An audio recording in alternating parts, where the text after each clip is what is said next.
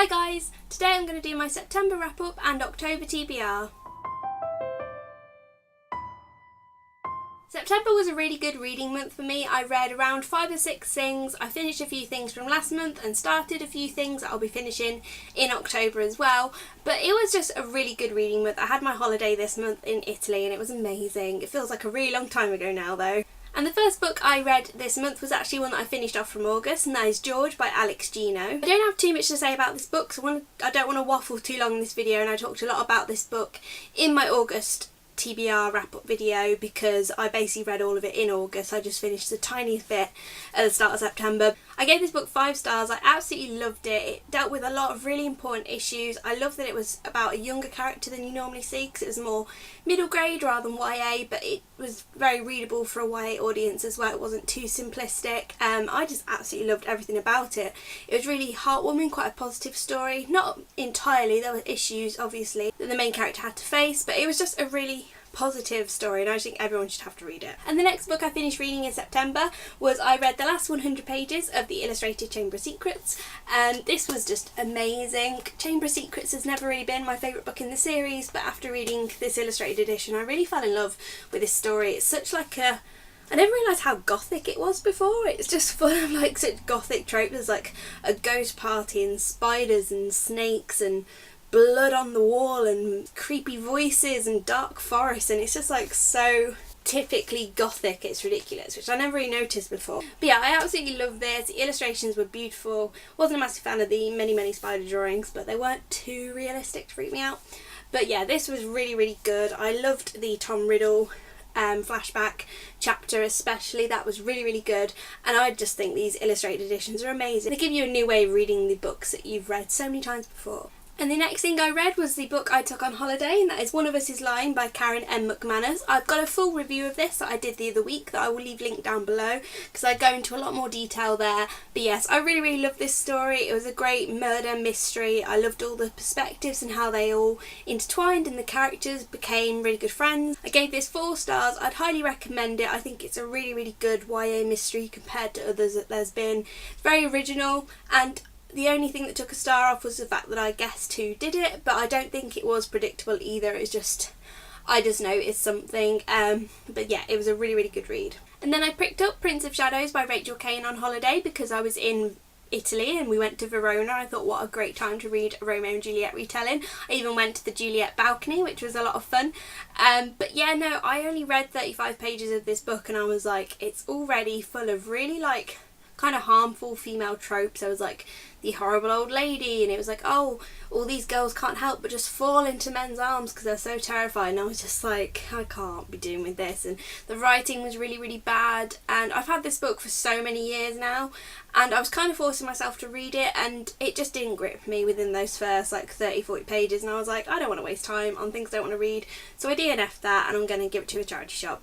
And after that I picked up Simon versus the Homo-Sapiens Agenda by Becky Albertali. I also took this book on holiday. My boyfriend Robin read it before me and he really loved it, and this is such a well-loved book on YouTube, and I don't know if that meant I had really high expectations, but I was actually so disappointed with this book. I found it really tropey and just all the characters felt really flat and boring compared to One of Us is Lying, where they felt really fleshed out, and even though they were tropey and challenged tropes in quite tropey ways, like they challenged stereotypes in quite typical ways, I still felt really attached to them and they felt like real people and I cared about the minor characters. And in this, the characters felt really forced. Like you were meant to believe they were all the best of friends and everything, but I just didn't really buy it. Kind of reveal on who Blue was anticlimactic and boring. Like it wasn't predictable, but it also wasn't exciting. It was just kind of like, oh, okay.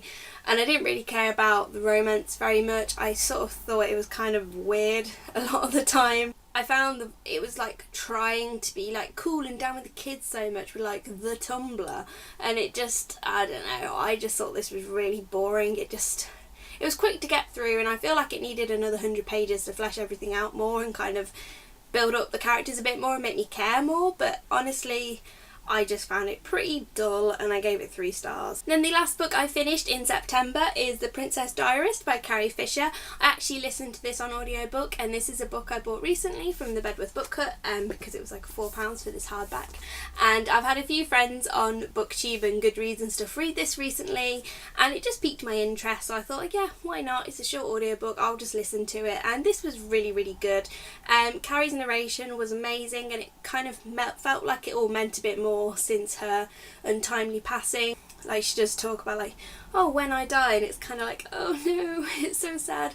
But yeah, this was really interesting about her relationship with Harrison Ford on the set of Star Wars, but not just about that, just about her kind of rise to fame and the aftermath of all that, when Star Wars was still like a big phenomenon, but there weren't new films out or anything like that. And just the whole Star Wars journey, and it was really interesting. And I do really love Star Wars, but I'm not like a super fan.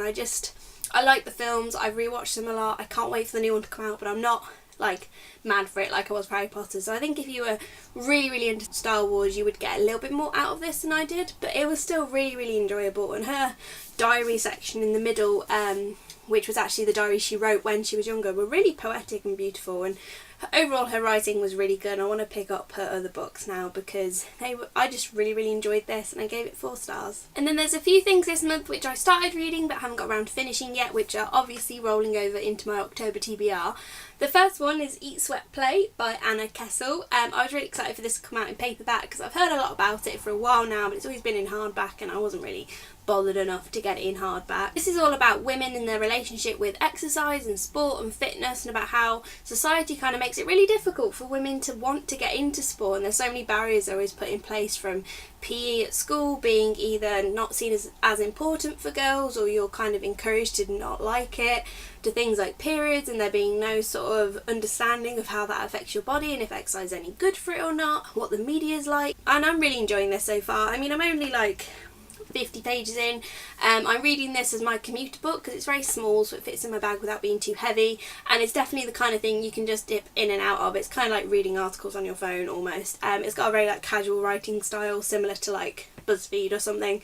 But yeah, I'm really, really enjoying it so far, and I've just joined the gym, so it's felt like a good time to read this book. And the main book I've been trying to get through for the rest of September, but I haven't really been picking up very much, is Night Film by Marisha Pessl. I've had this book for years now, I've always really wanted to read it, and since reading One of Us is Lying, I was really in the mood for like a mystery thriller, and I thought, why not just pick up the one that I've had the longest, I'm still excited for, that everyone raves about, but this book is like 650 pages, and I'm only 150 pages through it so far, even though I've technically been reading it for a couple of weeks, but I've had the first 2 weeks of my new job, so it hasn't really been at the forefront of my mind. It's too big really to take in my handbag when I commute, and in the evenings I'm kind of watching a lot more telly now, just sort of switching off, or when I stay at my boyfriend's I don't really read anything. When I do read it, I really enjoy it. The writing's really good. It's so like overtly gothic and almost like horror. It's not a horror book, it is just a mystery book, but there's so many like tropey horror things where it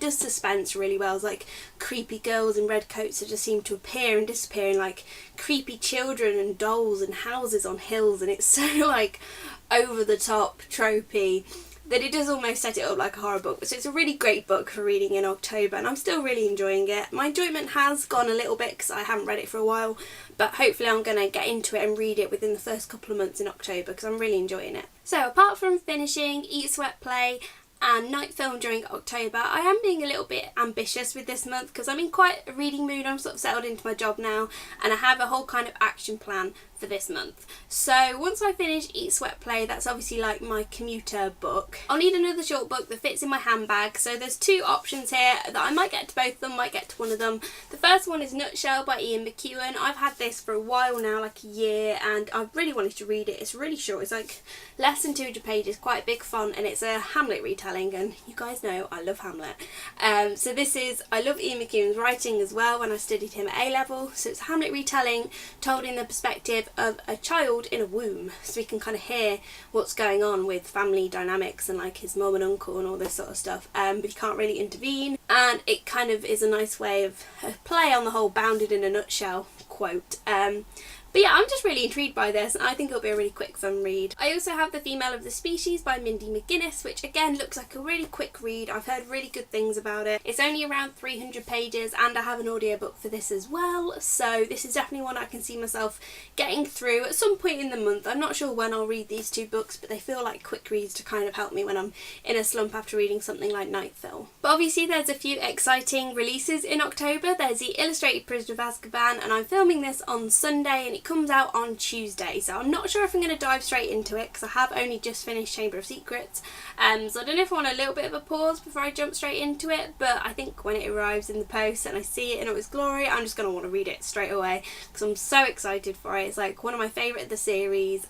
There's so many parts of it I'm really excited to see illustrated, and yeah, I'm just really pumped for it, and I can't wait, so I'll definitely be reading that this month. Then of course there is Turtles All the Way Down by John Green, which I cannot believe comes out in like 10 days, 9 days. It's crazy. Like, I'm so excited for this book. I'm going to do a whole vlog on the day of like my excitement in the morning, going to get it, like initial reactions reading it. I'm so excited. I can't really believe it's happening. I'm going to run to Waterstones in my lunch break and get that book as quick as I can because I just can't believe it's real, and I can't wait to have it in my hands. So obviously I'll be reading that this month, like bang on 10th of October. It doesn't matter what else I'm reading, it's going on pause, I'm reading that book like as much as I can. Aside from all of that, which is quite a lot, I do realise, I also really want to get round to finally reading Queen of Shadows by Sarah J Maas, because I just need to read this book, else I'm never going to. I said in my end of the year book tag that it was one of the 3 books I wanted to read before the end of the year, so I was like, one a month, gotta read one of them this month. And yeah, because I'm not that excited for it, I'm going to mainly listen to the audiobook, so I think I'll just have the audiobook for this sort of like trickling along throughout the month.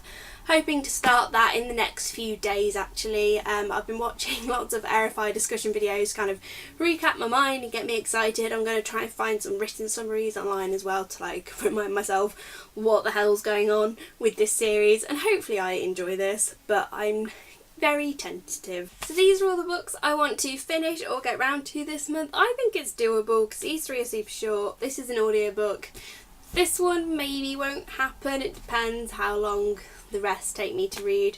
But I think this is pretty doable. I haven't really got much on in October. I've got a few nice plans at the weekend. Apart from that, I'm just working. So yeah, I obviously have my commute and I need to get into a better routine with reading in the evening. But I'll get there. Let me know down below what you've read and enjoyed in September and what you're looking forward to reading in October. And if you're excited about Turtles All the Way Down, then join me in the comments for that excitement. And I will see you on the next video. Bye!